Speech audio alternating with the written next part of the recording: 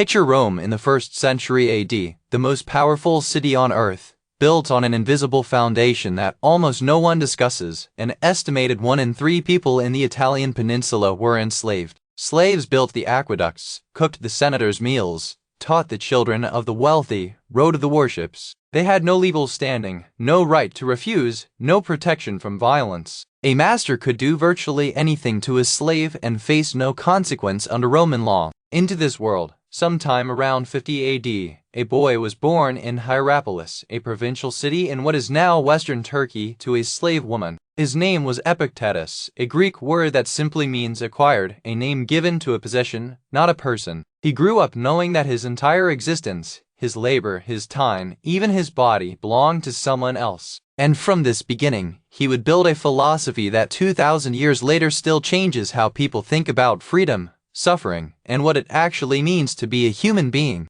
At some point in his youth, Epictetus was brought to Rome and sold to a man named Epictetus. This was not an ordinary master. Epictetus had himself been a slave, a freedman who had served the Emperor Nero directly as a powerful secretary, the kind of administrative position that, under the emperors, could make a former slave one of the most influential people in the empire. Epictetus was wealthy, educated, and politically connected. He was also, by all historical accounts, a brutal man, but he did something unusual with his new acquisition. He allowed Epictetus to attend philosophy lectures. Whether this was an act of mild generosity or simply a calculation that an educated slave would be more useful, we cannot know. What we do know is that Epictetus began studying Stoicism under one of the leading teachers in Rome, a man who argued, controversially for his time, that philosophy was not a luxury for the educated elite, but a necessity for anyone who wanted to live well, regardless of their station. For Epictetus, a slave sitting in those lectures for the first time, that idea was not an abstraction. It was a lifeline.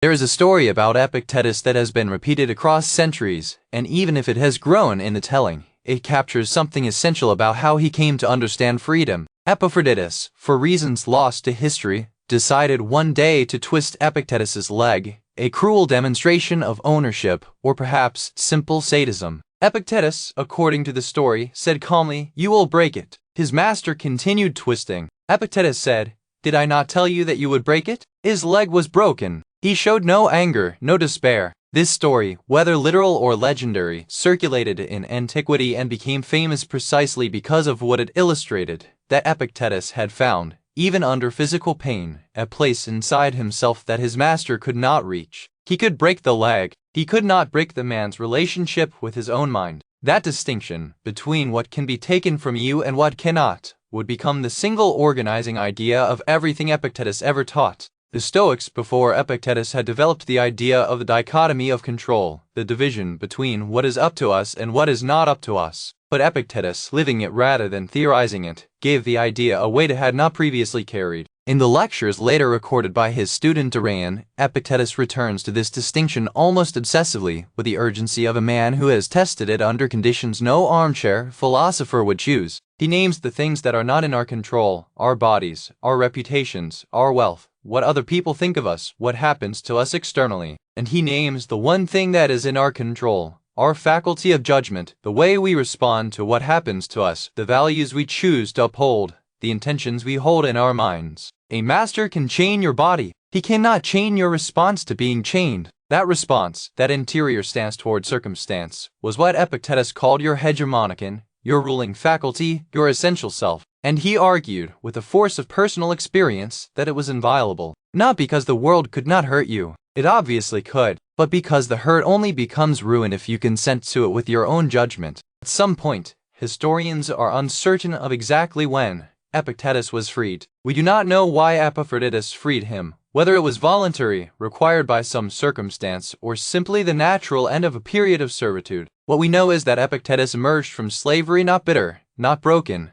not desperate for the external markers of success he had been denied, but calm and clear about something most people spend their lives confused about: what actually matters. He began teaching philosophy in Rome, first informally and then with a growing reputation. He dressed simply, lived simply, and by all accounts asked almost nothing of the material world. A story survives that he owned a single iron lamp, and when it was stolen, he simply bought a clay one and said he had learned not to keep things that could be taken. His students were not former slaves. They were Roman nobles, knights, young men of wealth and ambition who had come to him because something about his teaching reached past their comfort and named a problem they had not known how to articulate, that they had everything they were supposed to want, and it was not enough. In 89 AD, the Emperor Domitian expelled all philosophers from Rome. The reasons were political. Philosophers had a tendency to attract followings, raise uncomfortable questions about power, and occasionally inspire the kind of independent thinking that emperors preferred their subjects not to practice. Epictetus, now free but without a home in Rome, traveled to Nicopolis, a city in northwestern Greece that Augustus had built to commemorate his victory at Actium. There, Epictetus founded a school that would draw students from across the Roman world. His students included men who would go on to significant careers, and one, Arian of Nicomedia, who eventually became a consul, a military commander, and a historian, and who made a decision that changed intellectual history. He transcribed Epictetus's lectures as faithfully as he could from memory and notes, producing what became the Discourses and the Enchiridion. Epictetus himself never wrote a word. He had, perhaps deliberately, chosen to exist through his effects on actual people rather than through texts that could be stored, copied, and misunderstood without him. What was it like to be a student at Epictetus's school? Arian's discourses give us something rare in ancient philosophy.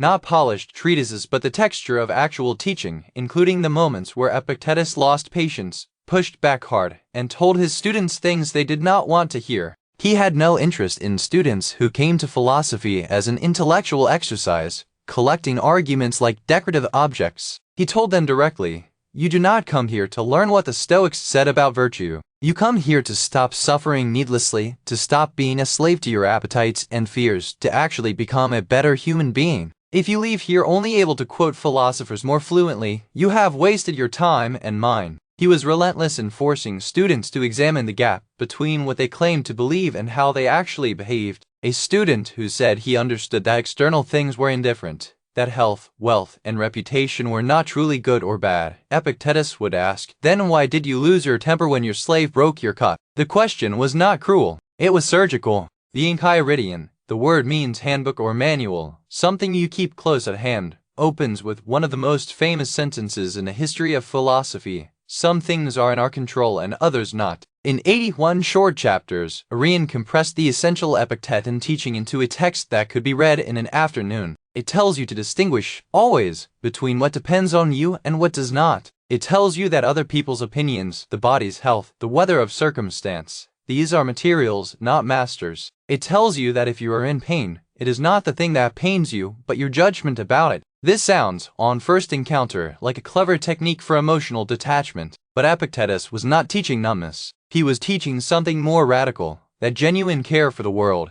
genuine love for other people, genuine engagement with life. All of these become possible, not impossible, only when you have stopped making your inner stability hostage to things you cannot control. You cannot love fully when you're terrified of losing the person you love. You cannot act courageously when your courage depends on how things turn out. Freedom, for Epictetus, was not the absence of constraint. It was the condition of acting from your own deepest values regardless of constraint. Emperor Marcus Aurelius, who would rule Rome from 161 to 180 AD, one of the most powerful men in the ancient world, kept a copy of Epictetus's Enchiridion and read it constantly. His private journal, written in Greek for no audience but himself and never intended for publication, quotes Epictetus directly and returns again and again to the same questions Epictetus had wrestled with: how to do the right thing when it is costly, how to maintain equanimity when the world is painful, how to rule without becoming corrupted by power. That a slave's teaching became the philosophical bedrock of an emperor is one of the stranger facts of ancient history, and it is not coincidence. Epictetus had discovered something about the human condition that applied regardless of position, precisely because it was about the interior dimension of life that neither slavery nor empire could fully determine. The emperor and the slave faced different external circumstances. They faced identical internal challenges, to act from their values, not their fears, to respond to what happened rather than being swept away by it, to find, inside the noise of circumstance, the quiet place where choice remained. Epictetus never married, lived without luxury, and walked with a limp from the leg that had been broken in slavery. He died sometime around 135 AD in Nicopolis, probably in his 80s. The Emperor Hadrian, yet another Roman emperor who admired him deeply, is said to have attended his lectures in person. After his death, his clay lamp was reportedly sold for an enormous sum by someone who believed that even an object touched by such a man might carry something of his quality. This is almost certainly legend, but the legend tells us what people felt about him, that he was in contact with something real, not merely clever. His influence spread further after his death than during his life.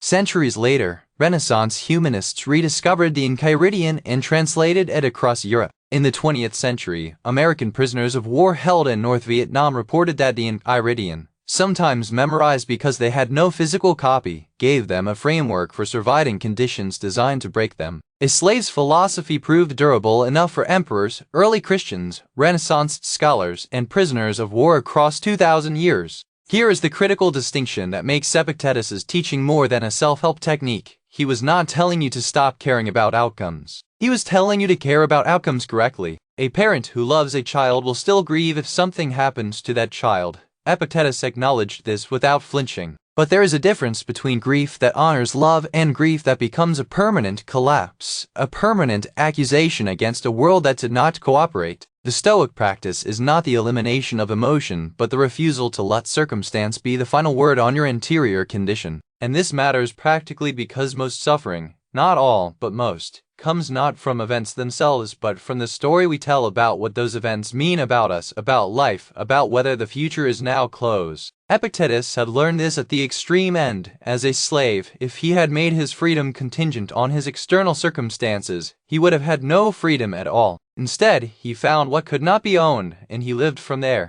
So what is the concrete practice worth carrying out of this story? Epictetus suggested a daily exercise that is almost embarrassingly simple and almost embarrassingly difficult. At the beginning of each day, before you begin, identify 2 lists. On the first list, the things you intend to do that are genuinely in your control, your effort, your attitude, your honesty, your kindness. On the second list, the outcomes you hope for but cannot guarantee, how people will receive what you do, whether the project succeeds, whether your health holds, whether circumstances cooperate. Commit to the first list as if it were sacred. Hold the second list loosely as you would hold a bird, present in your hands but not caged there. When the day delivers something you did not want, ask not why did this happen to me, but what is the appropriate response to this, because the response is yours, even when the event was not. A man who spent years in chains found, in that most constrained of conditions, the one freedom no one could legislate away. If this story moved you, there are hundreds more waiting.